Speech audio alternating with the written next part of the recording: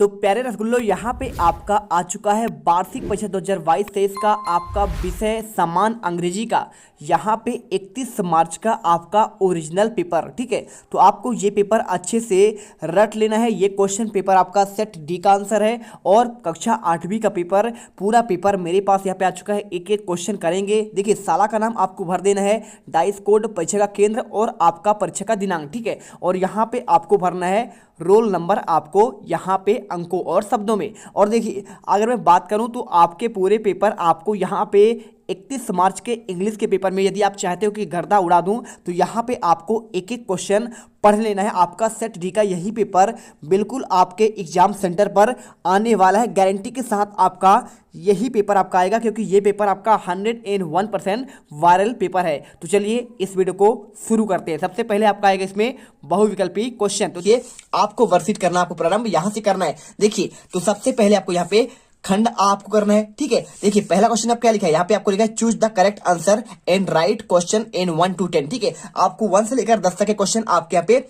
आपके ऑब्जेक्टिव होंगे। आपको क्या करना है, पहला क्वेश्चन देखिए यहाँ पे, what does the poem another chance tell us. देखिए, पूरा पेपर मेरे पास है, यहाँ पे देख सकते हो। आपके एक एक क्वेश्चन यहाँ पे आपका ये क्वेश्चन आपका देख लीजिए, आपका दूसरा क्वेश्चन, तीसरा, चौथा, पांचवा और इसके बाद छठा, सातवां, आठवां, आपको 8वां क्वेश्चन और इसके बाद आपका यहाँ पे देखिए क्वेश्चन आपका 9वां और इसके बाद आपका 10वां क्वेश्चन और आपका यहाँ पे क्वेश्चन नंबर आपका 11 से लेकर आपके 60 आंसर वाले आपके क्वेश्चन 3 नंबर के आपको क्वेश्चन दिया गया है, व्हाट इज द काना किसली, और इसके साथ आपके व्हाट इज द डिजास्टर। आपको यहाँ पे क्वेश्चन, आपका हर एक क्वेश्चन आपको रट कर जाना है। और इसके बाद क्वेश्चन 13वां देखिए, यहाँ पर when and where was Kalpana Chawla born, यानी कल्पना चावला का जन्म कहाँ पे हुआ, और यहाँ पे आपदा क्या है, डिजास्टर यानी क्या होता है आपका आपदा।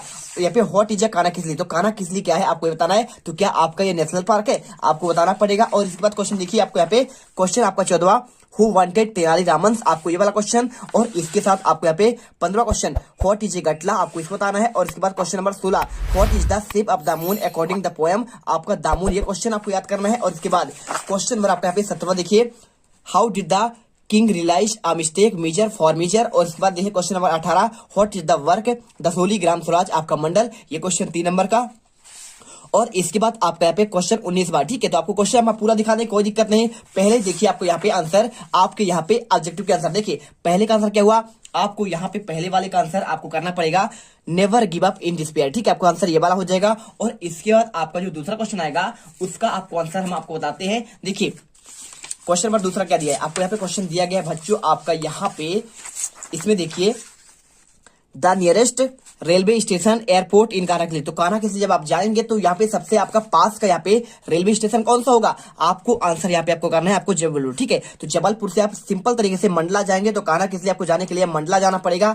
आपको यहाँ पे पहले आपको जबलपुर में उतरना पड़ेगा। खजुराहो आपका दूर हो जाएगा, भोपाल भी दूर पड़ेगा और यहाँ पे इंदौर भी दूर पड़ेगा। और इसके बाद तीसरे क्वेश्चन, हु वाज राजा वर्मा, तो राजा वर्मा कौन था, तो आप जानते हैं ना, क्या मिनिस्टर था, मंत्री था, नहीं था, क्या वो राजा था, नहीं था। और यहाँ पे क्या कारपेंटर था, क्या वो क्या करता कारपेंटर, वो भी नहीं था, क्या था वो एक आर्टिस्ट था, ठीक है। आंसर करना है। और इसके बाद चौथा question, right the rhyming words of for tree, तो ट्री का आपको यहाँ पे राइमिंग वर्ड बताना है। तो राइमिंग वर्ड क्या होता है, तो राइमिंग वर्ड आपका होता है सेम सेम मीनिंग, जैसे इधर का उधर है ना, यहाँ का वहां, जैसे का तैसे। हिंदी में आप इंग्लिश में कैसा होता है, जैसे ट्री है ना, तो ट्री का हो जाएगा फ्री, ठीक है, ऐसे करके। तो देखिए, ट्री का आपका यहाँ पे हो जाएगा आपका फ्री हो जाएगा, सिंपल सी बात है। और यहाँ पे कोल्ड का होता तो कोल्ड का आपका यहाँ पे होल्ड हो जाता है, ठीक है। और इसके बाद क्वेश्चन आपका 5वां, write the word for one who teaches, ठीक है। तो मतलब आपको एक वर्ड बताना है जो हमें पढ़ाता है, वन हु टीच, जो हमें पढ़ाता है उसे क्या कहते हैं। तो आपको जानना चाहिए कि भाई साहब हमें जो हमें पढ़ाता है उसे कहते हैं यहाँ पे टीचर, सिंपल सा आंसर। और ट्रेवलर कौन होता है, जो ट्रेवल करता है। और डॉक्टर कौन होता है, जो दवाई करता है। और यहाँ पे ज्वेलर क्या होता है, जो सोने के आभूषण बनाते हैं।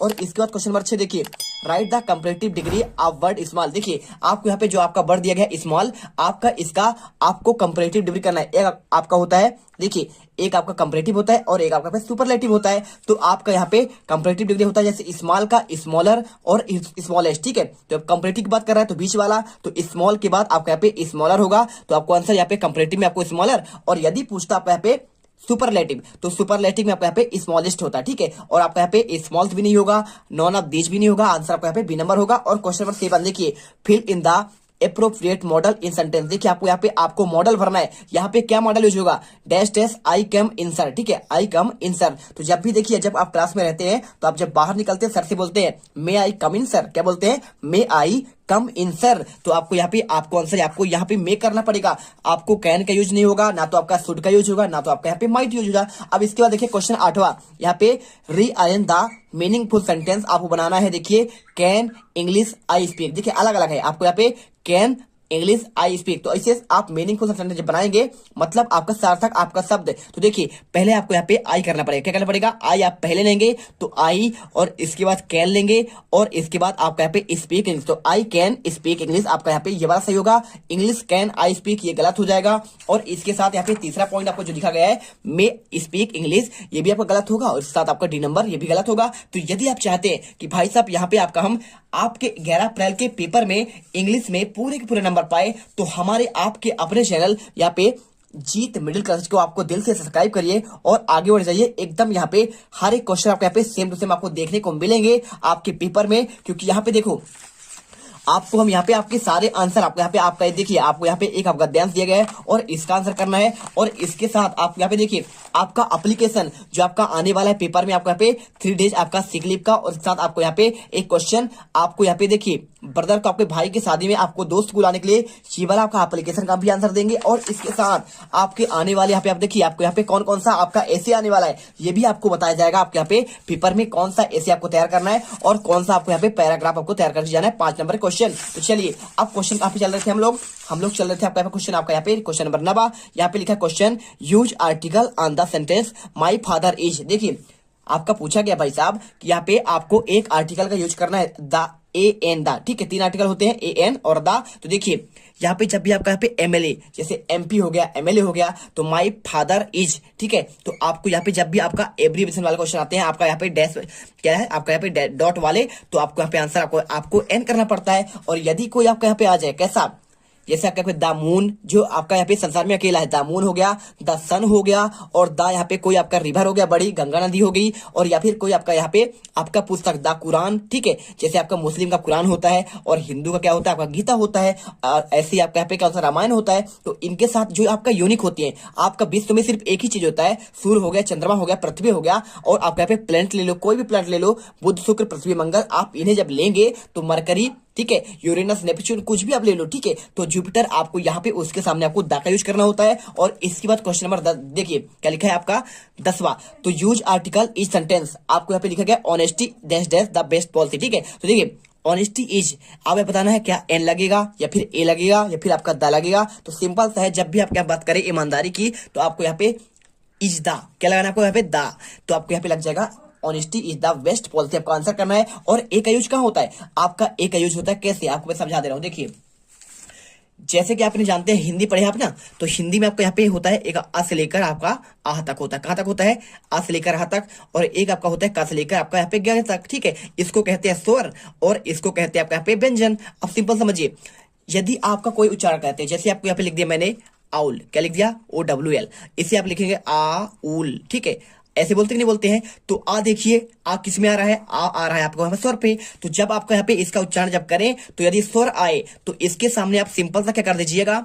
आप इसमें लिख दीजिए एन का यूज करिए, किसका यूज करिए, एन का। जैसे हमने लिख दिया, आपको मैं समझा दे रहा हूं, आवर OUR, ठीक है, तो आवर को लिखेंगे, आपको क्या लिखेंगे, देखिए आवर आपका हो जाएगा आ वर, ठीक है, तो मतलब आपका स्वर आया तो स्वर के साथ आपका एन का यूज करना है, तो आपको यहाँ पे एन आवर करना है और यहाँ पे आपका एन आउल, समझ गए बात को ऐसे। अब देखिए अब यहाँ पे जैसे कोई बात आ जाए आपका यूनिवर्सिटी, देखिए समझिए बात को, यूनिवर्सिटी, अब इसको समझिए, यूनिवर्सिटी को आप यहाँ पे उच्चारण करेंगे तो यूनिवर्सिटी आप ऐसे लिखेंगे। अब यहाँ पे देखिए आपको जो पहला वर्ड है आपका यहाँ पे व्यंजन है कि नहीं है, या यज्ञ क्या होता है आपका यहाँ पे, या यज्ञ आपका यहाँ पे व्यंजन होता है, तो व्यंजन के साथ आपका सामने हमेशा आपका ए का यूज होता है। तो ए का यूज कब होगा, जब आपका यहाँ पे का से लेकर आपका ज्ञ तक आएगा तो वहां पे आपका ए का यूज करेंगे। और इसके बाद यदि आपका यहाँ पे उच्चारण आपका आ जाए आ से लेकर आह तक का, तो सिंपल सा दोस्तों आपको यहाँ पे आंसर एन का यूज करना है। तो आपको समझ में आ चुका होगा कैसे करना है। और दा का यूज मैंने बता दिया है कि कोई आपका यहाँ पे बड़ी नदी हो या फिर आपका कोई बड़ा आपका यहाँ पे प्लेनेट हो या फिर कोई आपका यहाँ पे क्या है, कोई भी आपका यूनिक चीज हो,